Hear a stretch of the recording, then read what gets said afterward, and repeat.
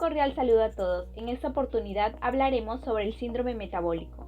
Pero nos preguntamos, ¿qué es el síndrome metabólico? El síndrome metabólico es una combinación de trastornos clínicos que aumenta mucho el riesgo de padecer enfermedades cardiovasculares y diabetes mellitus. Si bien es cierto, está muy relacionada con la obesidad, sobre todo en la parte abdominal y con el sedentarismo.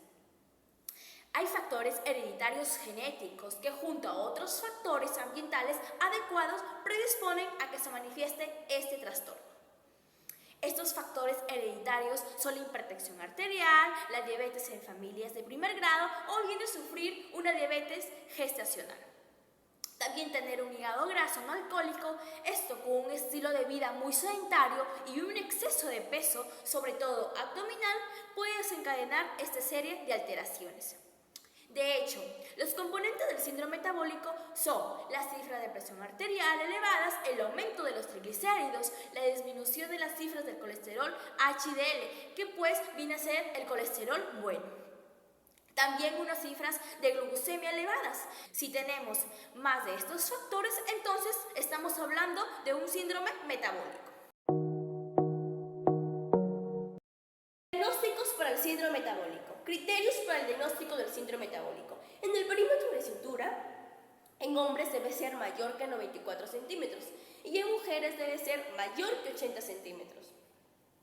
En la glucosa en ayunas debe ser menor que 100 miligramos por decilitros y del colesterol HDL en hombres debe ser menor que 40 miligramos por decilitros. En lo que es las mujeres se hace una presencia de colesterol disminuido que viene a ser menor a 50 miligramos por decilitros.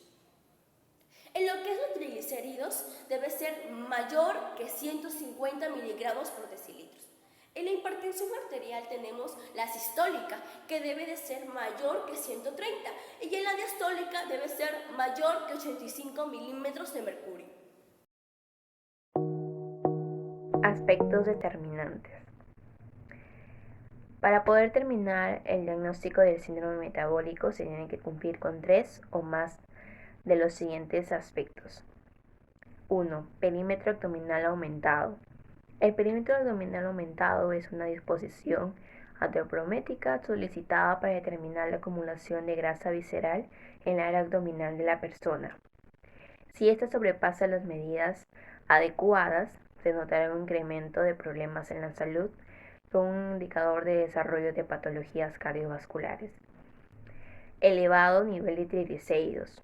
La elevada concentración de triglicéridos constituye una rigidez en el engrosamiento de las paredes arteriales, denominándose arteriosclerosis, lo cual eleva el riesgo de poder padecer accidentes cerebrovasculares, cardiopatías, ataques cardíacos, y si se encuentra extremadamente elevada, puede originar inflamación aguda del páncreas, produciendo una pancreatitis.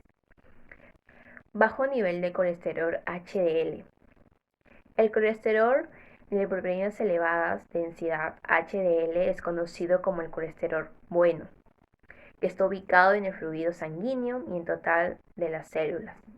Es el encargado de transportar el exceso de concentración de colesterol de flujo sanguíneo para enviarlo nuevamente al hígado. Si este se presenta un déficit, pues el colesterol HDL se asocia al aumento de niveles de colesterol LDL, que es conocido como el colesterol malo, conllevando a que pueda producir riesgos como las patologías en las arterias coronarias. Hipertensión arterial.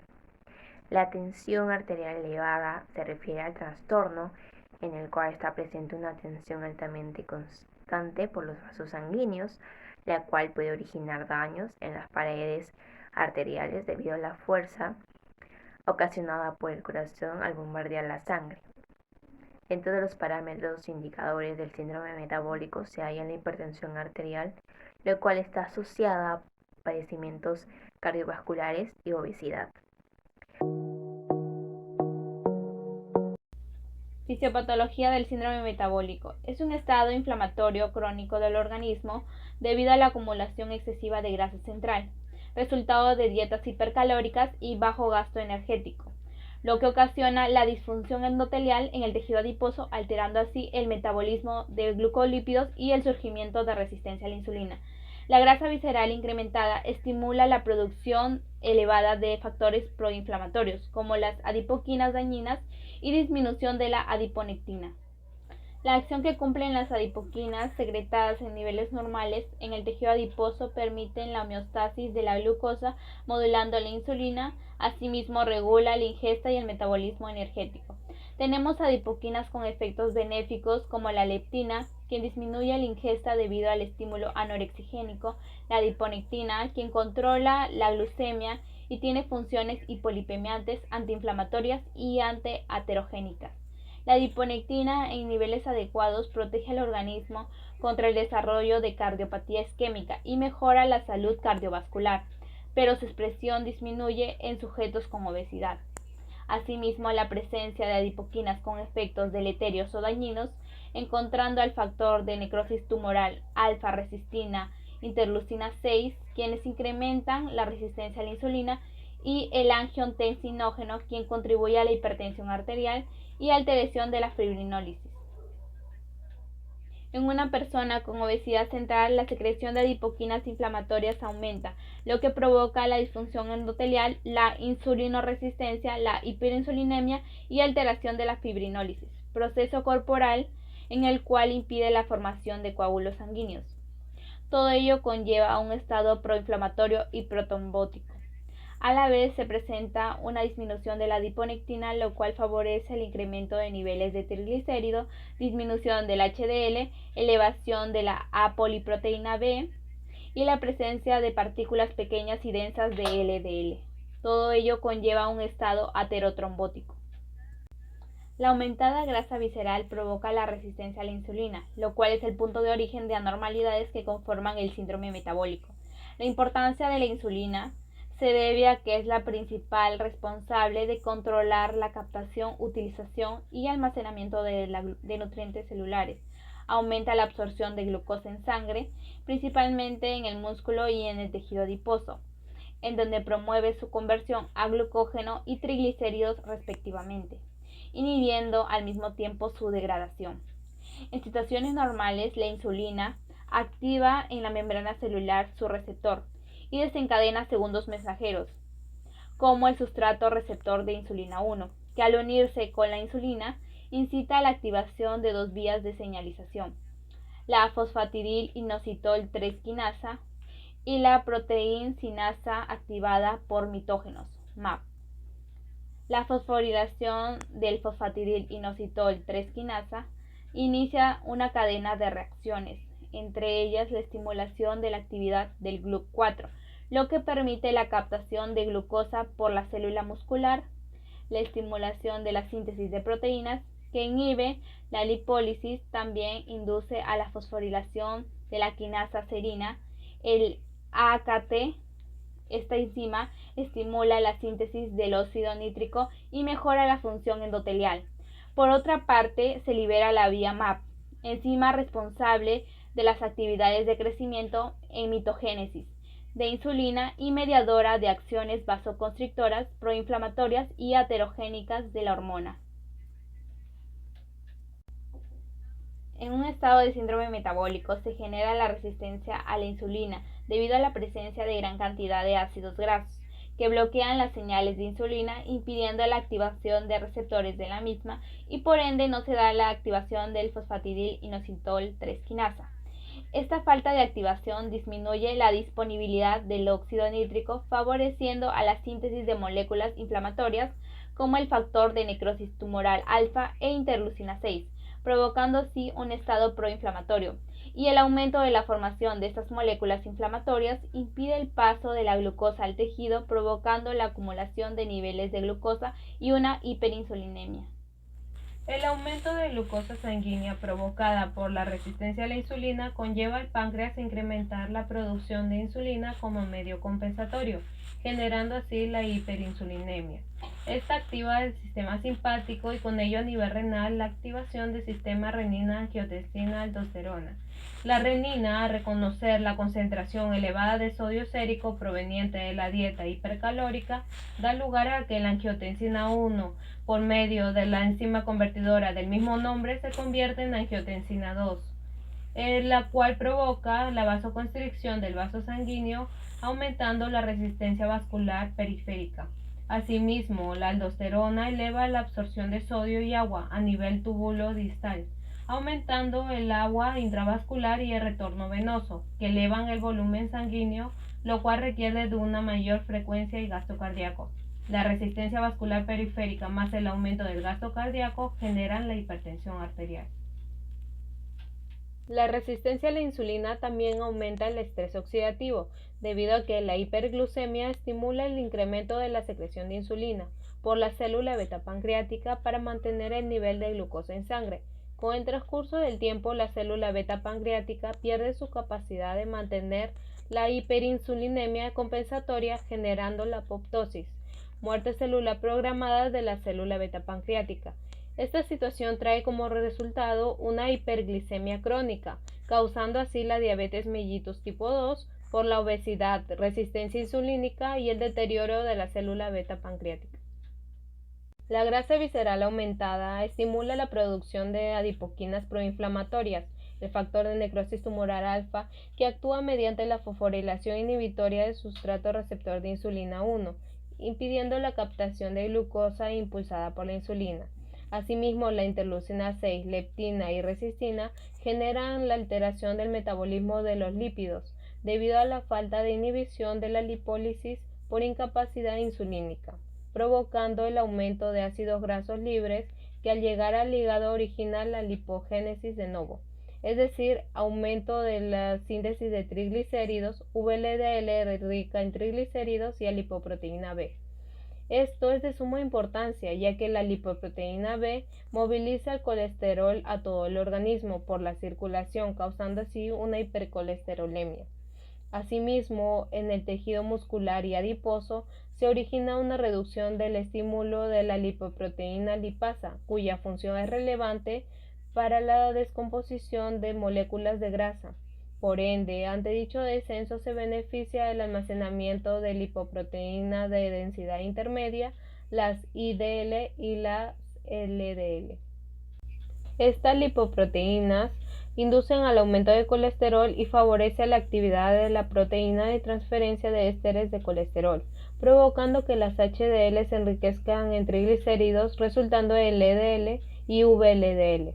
Este proceso hace que las HDL sean catabolizadas por la lipasa hepática, conllevando a la reducción de sus concentraciones en sangre y su rol como depuradoras de colesterol, determinándose a este proceso como la dislipidemia. De igual modo, el aumento de LDL, VLDL, triglicéridos y disminución del HDL conllevan a una aterogénesis, lo cual promueve la formación de ateromas en las paredes arteriales, restringiendo el flujo sanguíneo, causando así el riesgo cardiovascular. El síndrome metabólico tiene muchos factores de riesgo, pero hoy les voy a mencionar 5 de los principales. El primer factor de riesgo es la genética.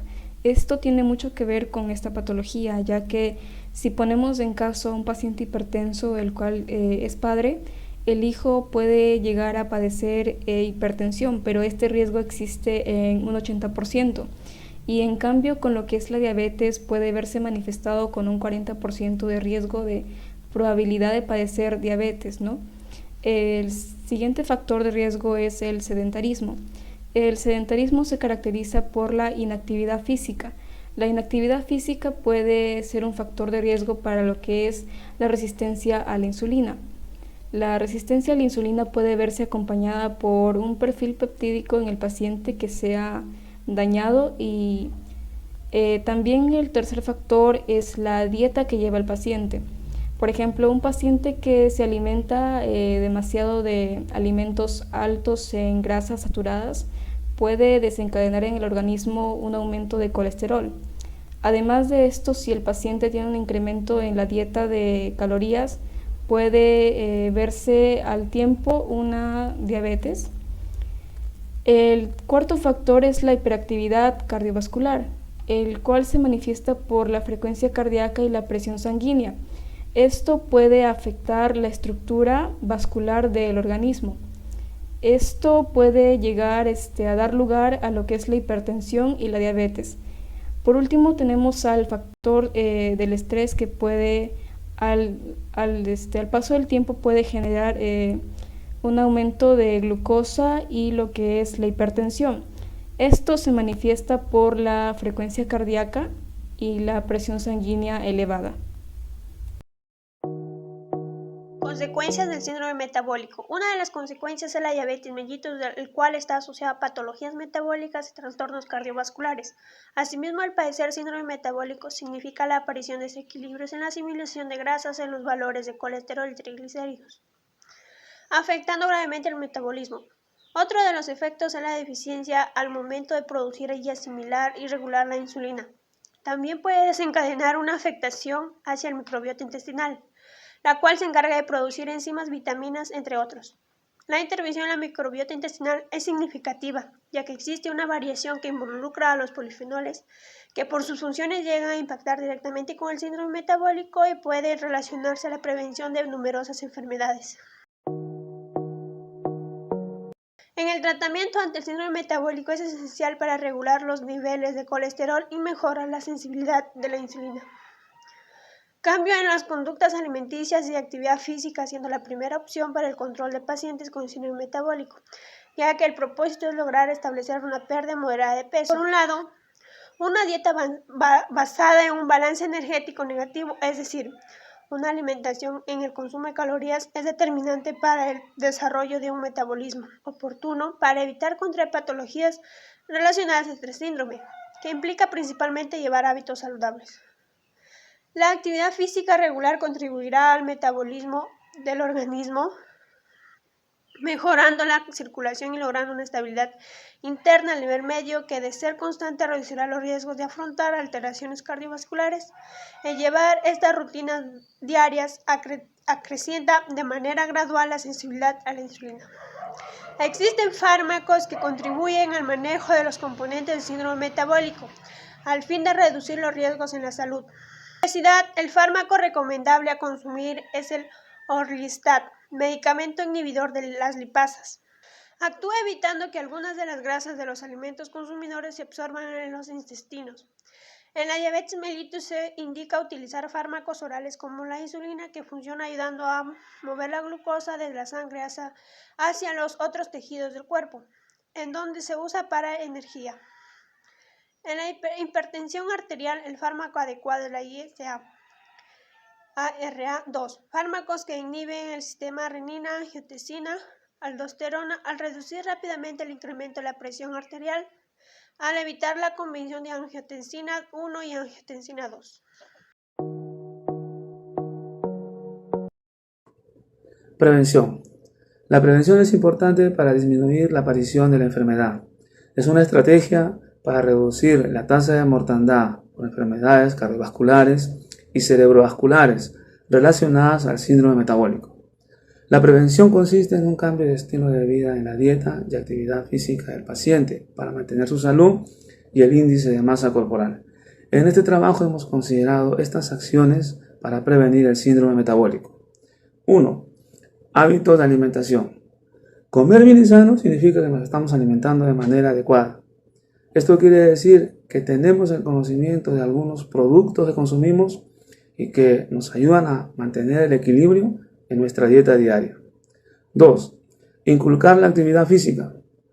Realizar ejercicios mínimo 30 minutos al día, y si fuera todos los días mejor.